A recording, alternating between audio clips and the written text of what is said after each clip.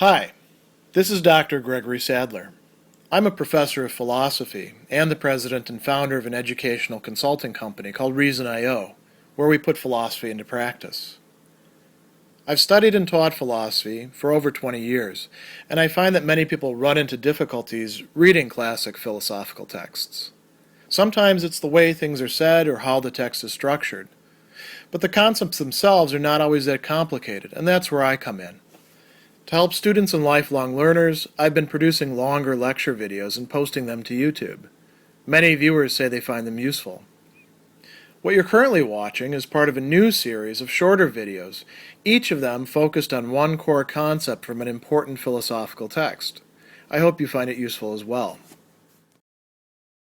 In the very first paragraph of his work, The Self-Overcoming of Nihilism, Nishitani is going to already begin talking about the significance of nihilism for Japan. He talks about two main points in that section: the non-nihilistic nature of our way of inquiry, which we've talked about elsewhere, and the nature of nihilism in Japan, which this reflects.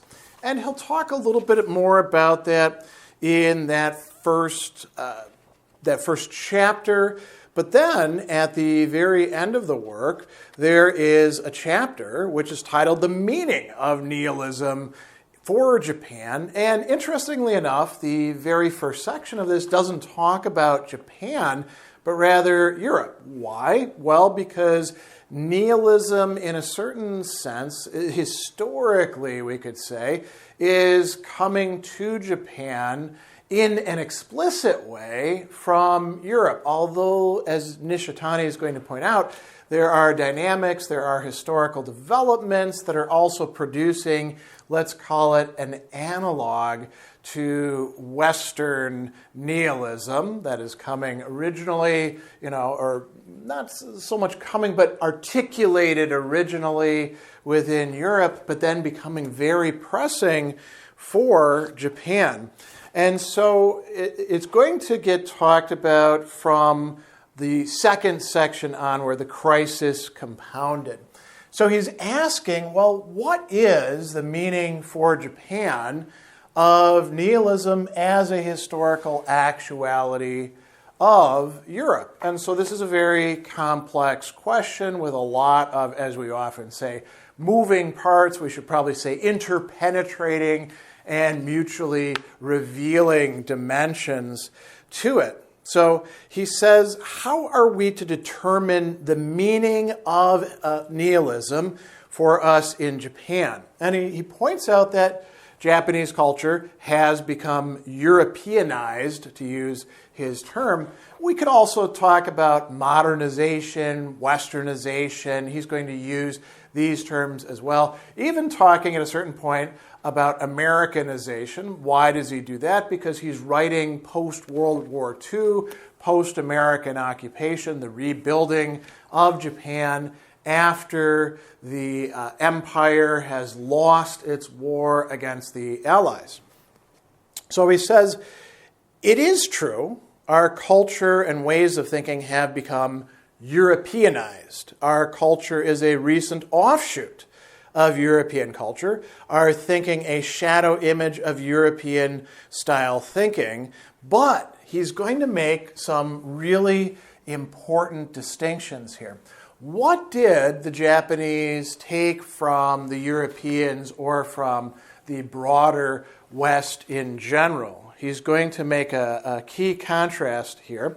He says objective realities like institutions, cultural artifacts, academic disciplines, and technologies having to do with objective things. These, as he's going to say, are readily transferable from one place to another. So you can, take a technology, maybe a factory production process with blueprints and trainers, and you can move that from France to Japan or from the United States to Japan. And you can send people off, as indeed Nishitani himself did, to study in European universities, so academic disciplines.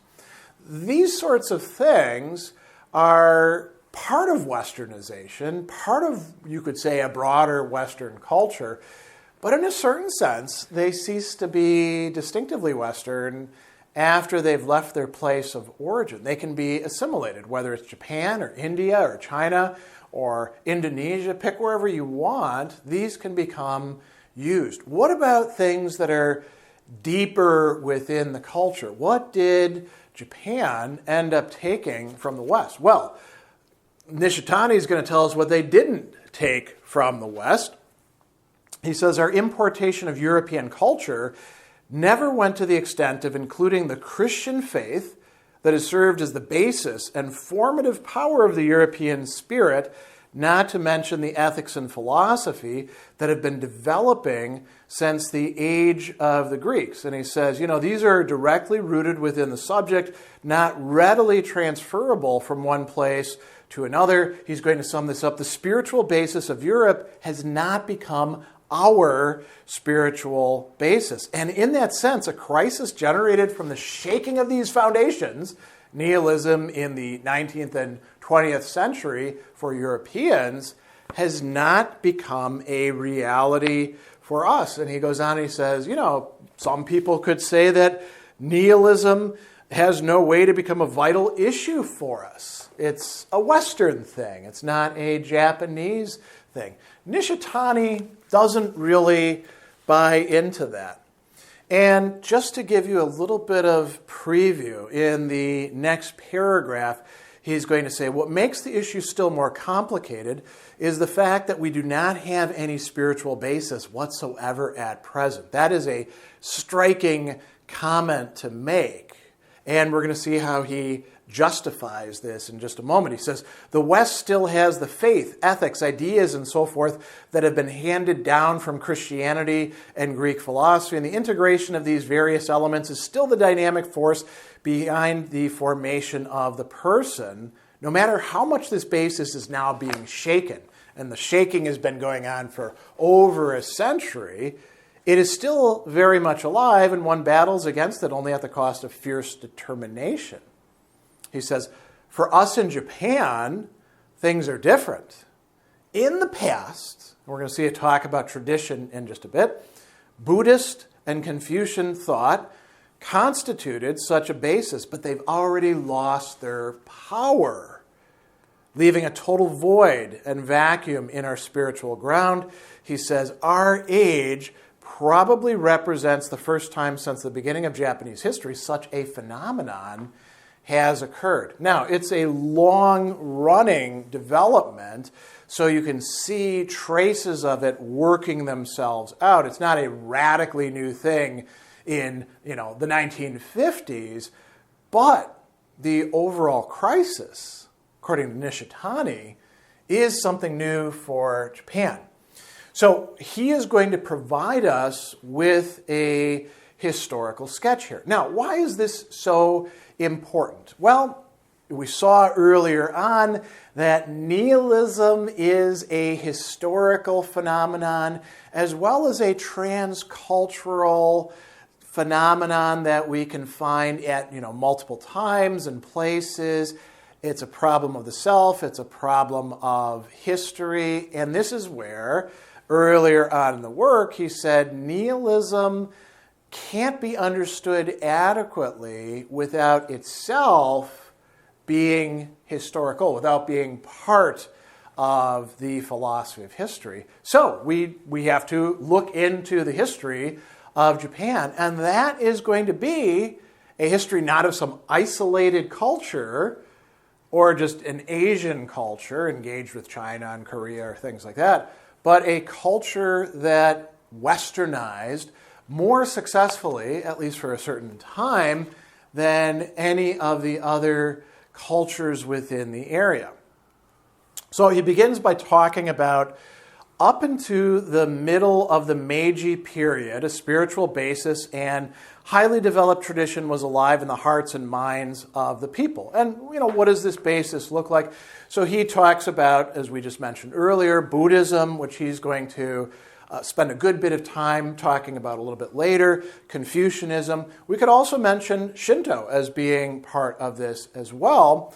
And, what is the Meiji period? If you don't know about this, this is often called the Meiji Restoration. So Japan moves deliberately into the modern age, adopting things selectively from the West and becoming a dominant power, but doing so by stressing the centrality, the importance of Japan itself as a locus. We could say that, religiously, so Confucianism is embedded in the educational system.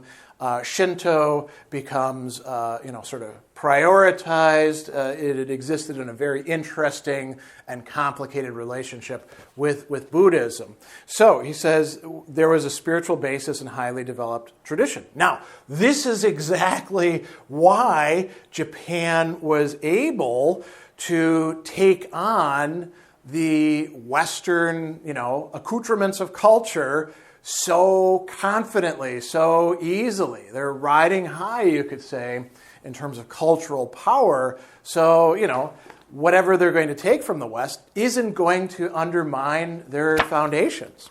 So he talks about Europeanization, and then in parentheses, and Americanization proceeding. So the Americanization is not just after the war, although that radically accelerates it because of the occupation, but it is happening along with the Europeanization earlier as Japan becomes embedded within global politics. And he says that as this proceeded, the spiritual core began to decay in subsequent generations. Now, is this because Japan was not a Western culture and they took in the seeds of their own destruction in accepting Western technology or academic disciplines or institutions? That's not what Nishitani is saying. Although that certainly played some role within it, the rot began from within.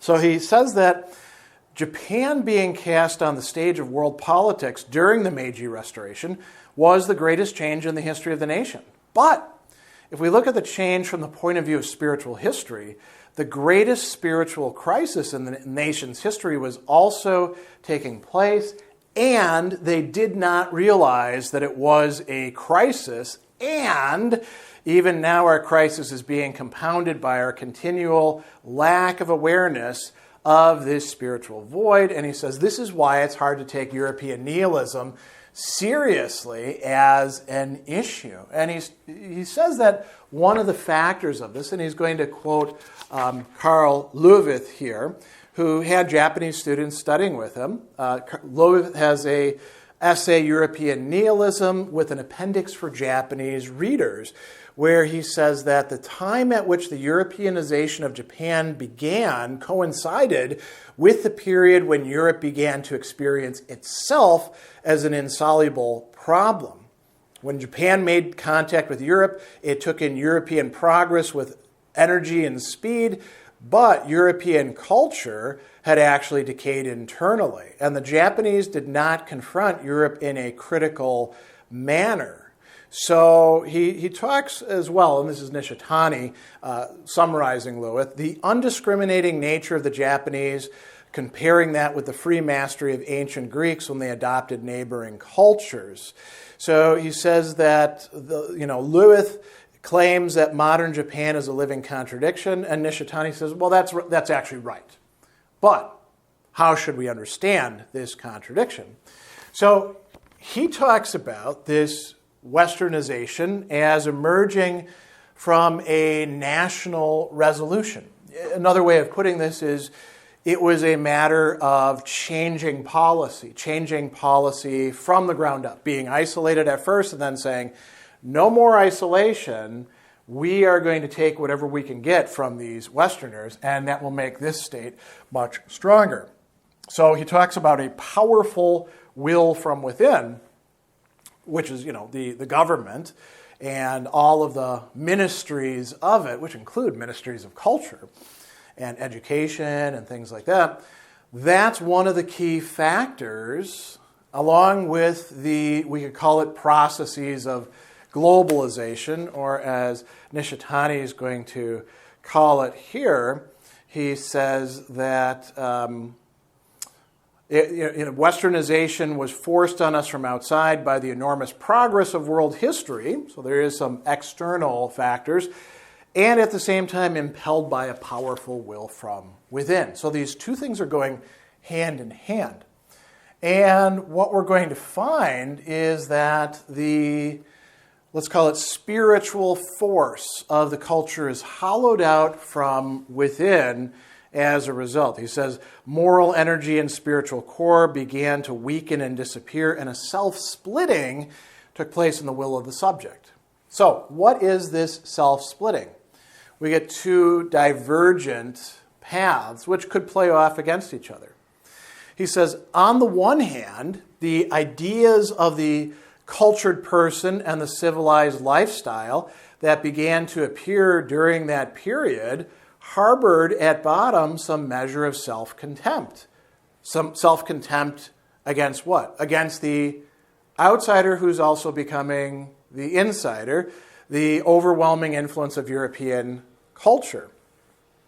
On the other hand, there's a sort of unthinking, irrational nationalism that arises. He says, national moral energy gradually metamorphized into the violence of exclusionist and uncultured patriots as a reaction against this loss of self. So modernity and modernization is producing this Japanese nationalism, and we could even call it a form of fascism as well.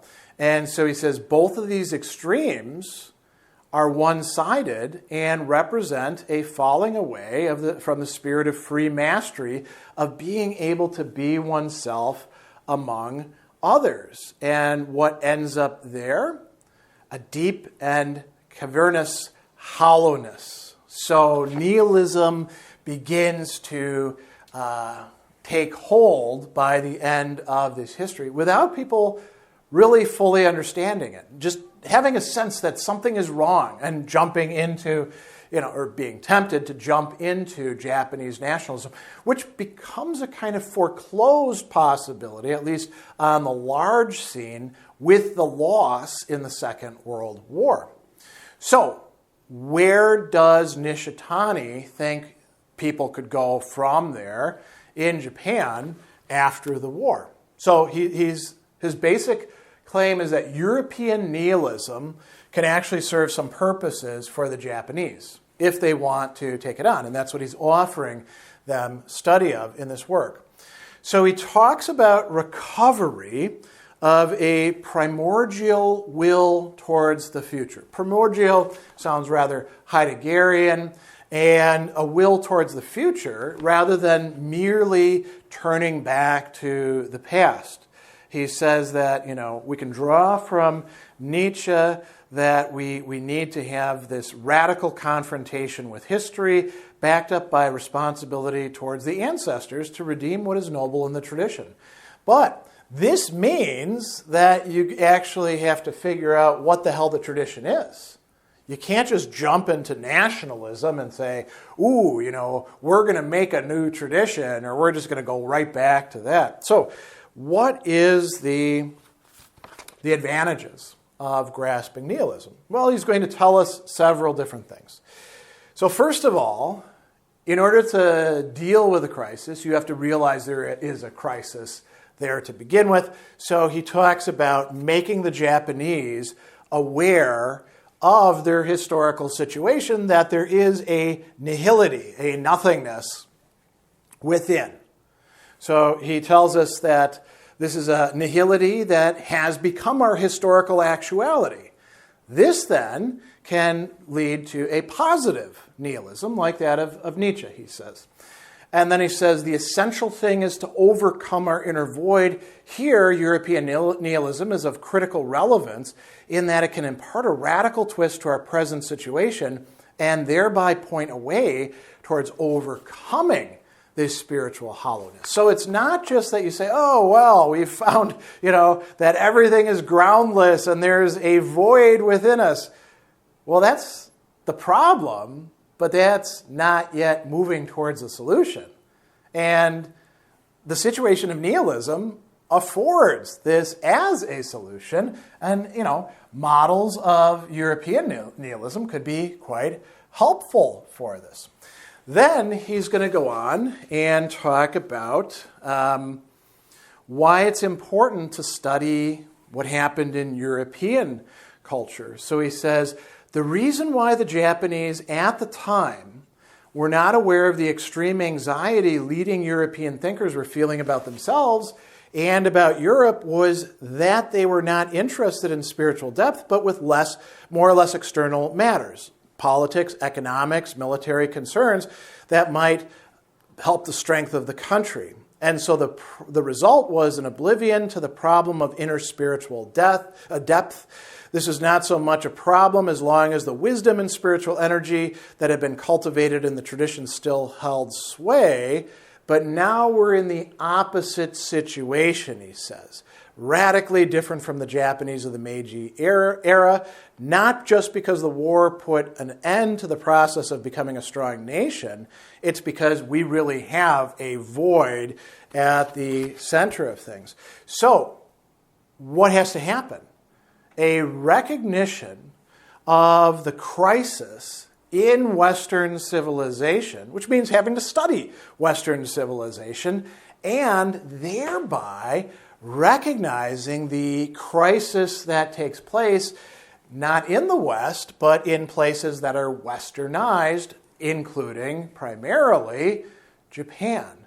So to study the Japanese crisis, some study has to happen of the European crisis, in part because the European crisis brought in seeds of that, but also provides models for how to deal with this. And what is the dealing with?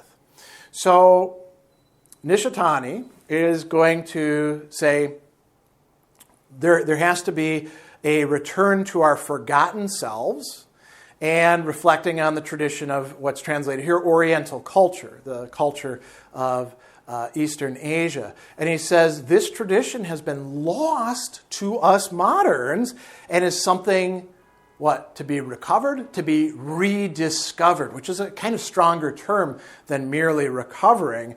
And he says there is no turning back to the way things were. What is past is dead and gone.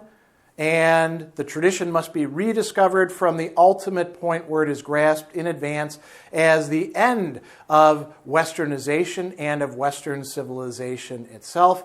Our tradition must be appropriated from the direction in which we're heading as a new possibility. So a very interesting approach to the solution, partial solution at least, a future one of recovering tradition, but not in an antiquarian way, a way that is actually looking forward.